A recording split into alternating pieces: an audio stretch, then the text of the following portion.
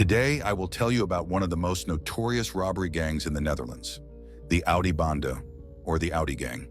This group of thieves earned their nickname due to their spectacular modus operandi and their fondness for a specific type of car, which became their trademark.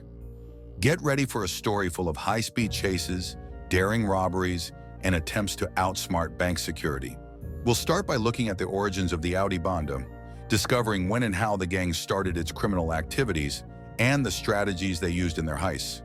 Then we will analyze the most famous robberies, including their most spectacular actions that shocked the public. In the third section, we will discuss the pursuit of the gang across Europe, to see how Dutch and German authorities tried to catch the criminals using various investigative methods and techniques. Another important part will be the discussion of arrests and the end of the gang's activities, where we will cover key arrests and their impact on the group's operations. Finally, we'll reflect on the legacy of the Audi Bande and its impact on the banking system, exploring how their actions influenced security policies and ATM security measures in the Netherlands and Germany. Before we start, a quick request.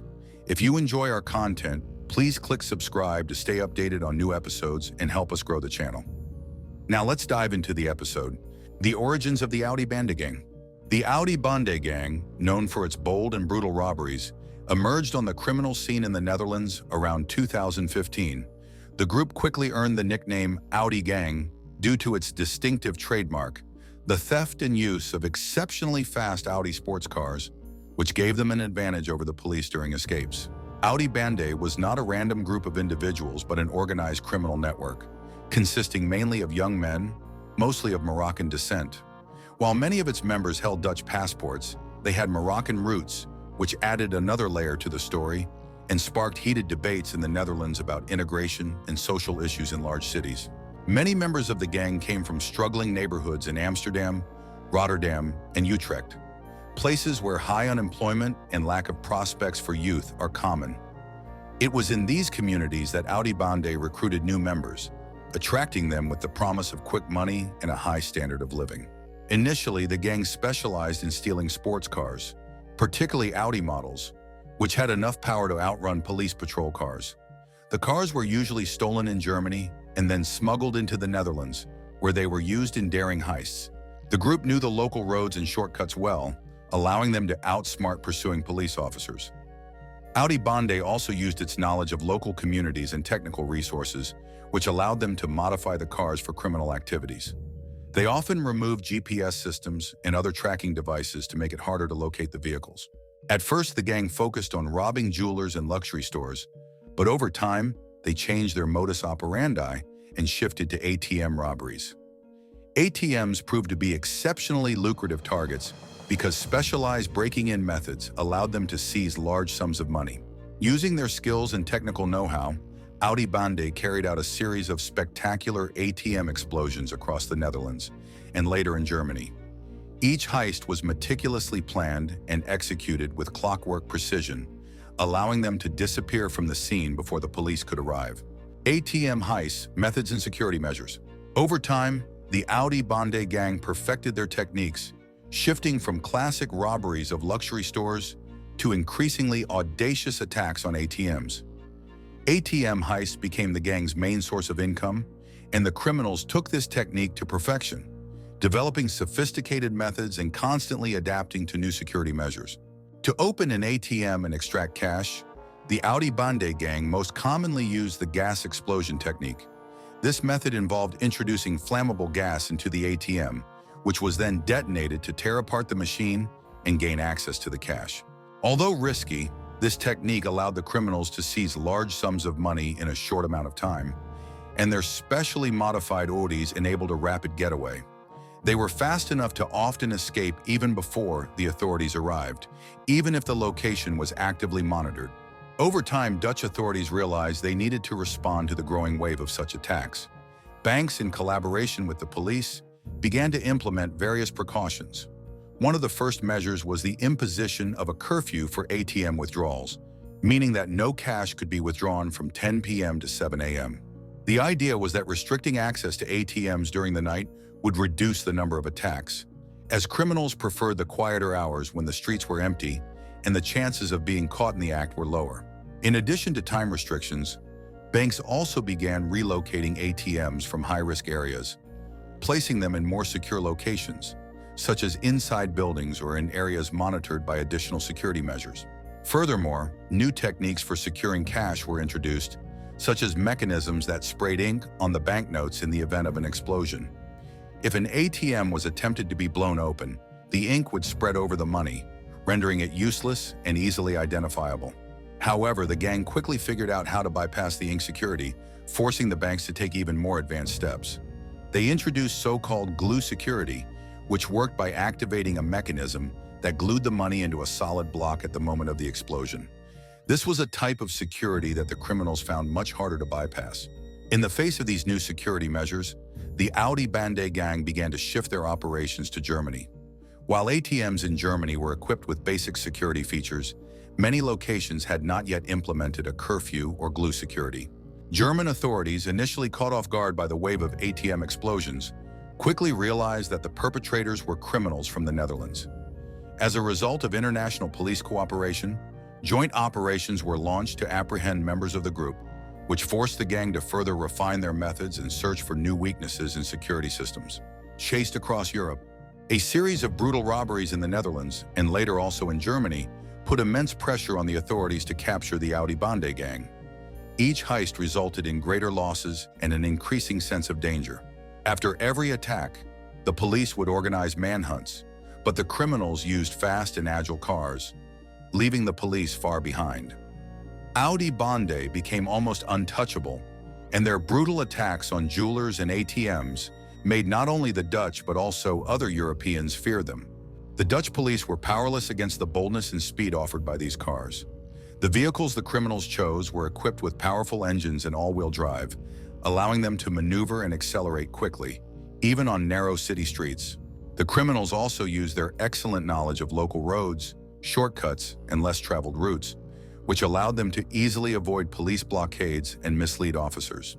Over time, the gang began expanding its operations into Germany, where ATM robberies became their new priority. Seeing the increase in such cases, the German police started collaborating with Dutch authorities, as the method of operation, speed, and even the trademark Audis were unmistakably associated with Audi Bande. As part of this cooperation, the law enforcement agencies of both countries developed advanced car tracking methods. They focused on monitoring stolen Audis from the moment they disappeared from the streets or parking lots until they were used in crimes. Dutch and German authorities also began sharing data from surveillance systems to precisely track the gang's escape routes and predict where they might strike next. Additionally, extra controls were introduced at border crossings and patrols on highways, especially in areas where the Audi gang had been spotted. These joint efforts made it more difficult for the criminals to move freely, and the police slowly started closing in on the gang. However, despite these efforts, chasing them was still a challenge. The gang's agility and mobility allowed them to escape from numerous police ambushes and operations. Audi Bande thus became a true international challenge, and the cooperation of European law enforcement was essential to face their highly organized and exceptionally effective system of operation. The most famous heists of the Audi Bande. Now let's take a look at some of the most spectacular heists that brought them fame in the criminal world and gained media attention. The first famous heist took place in 2016 in Breda. The gang drove a stolen Audi straight into the storefront of a luxury jewelry store, breaking through the security with incredible force. Before the police could respond, the gang members stormed inside and stole watches and jewelry worth hundreds of thousands of euros. The entire operation lasted less than 3 minutes. Witnesses described it as a lightning-fast heist, and the gang disappeared immediately, leaving only damage and tire tracks behind. Despite the police's quick response, they had no chance of catching up, which only strengthened the legend of their elusiveness. The second famous heist, which occurred in Eindhoven in 2017, demonstrated even greater ingenuity and precision in their actions. This time, they used 2 stolen sports Audis to confuse police roadblocks. One car acted as a decoy. The driver tried to draw the police's attention, creating the illusion of fleeing and intentionally engaging officers in a chase. Meanwhile, the main gang used the second Audi for the robbery and a quick escape from the scene. Thanks to this clever maneuver, the police were literally led astray, and the criminals managed to escape with a sizable haul. However, the boldest heist is attributed to an event in 2018, when the gang decided to attack an ATM located in the heart of Amsterdam, near numerous cameras and security. They used gas to blow up the ATM, and then, in the chaos of smoke and glass, collected the money and vanished. This time, their loot amounted to tens of thousands of euros. Although the police had surveillance footage, the blurry images caused by the smoke made it impossible to clearly identify the perpetrators. Each of these heists showed that this gang not only had speed and power, but also a strategic approach to their robberies, demonstrating enormous flexibility in modifying their methods. It was this combination of brute force with tactical thinking that made them such a difficult target to catch and turned the gang into a terrifying symbol of modern crime in the Netherlands and beyond. Arrests and the end of their activities? For a long time, the Audi Bande gang remained beyond the reach of justice, successfully evading both Dutch and German police. The gang gained a reputation due to their lightning-fast heists, which took place in various locations, often within just a few minutes. Their ability to act quickly and their excellent coordination allowed them to carry out attacks before authorities could arrive. They used their fast cars to easily escape the scene of the crime, making their arrests seem almost impossible. However, despite their flexibility, the authorities did not rest on their laurels. Over time, coordinated efforts were made to dismantle the gang. Key to this was the advanced analysis of surveillance footage and careful tracking of intercepted phone conversations, which allowed the identification not only of gang members, but also of their operating strategies.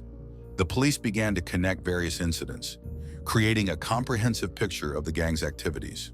Thanks to international cooperation between law enforcement, several key members of the group were identified, which became the starting point for planning raids.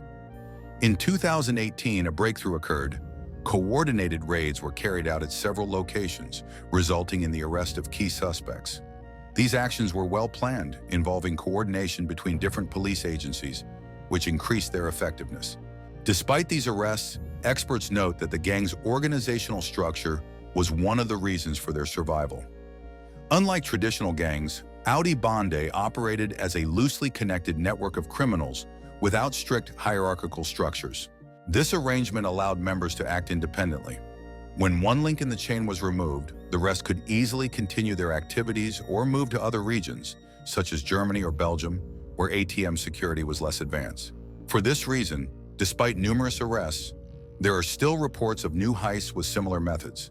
This suggests that some members of Audi Bande or individuals trained in their methods may be operating independently or continuing heists under different names.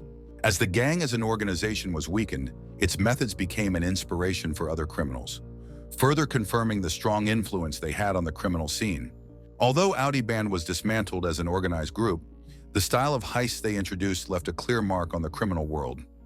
New gangs began adopting similar strategies, prompting authorities to continue improving security and methods for pursuing criminals.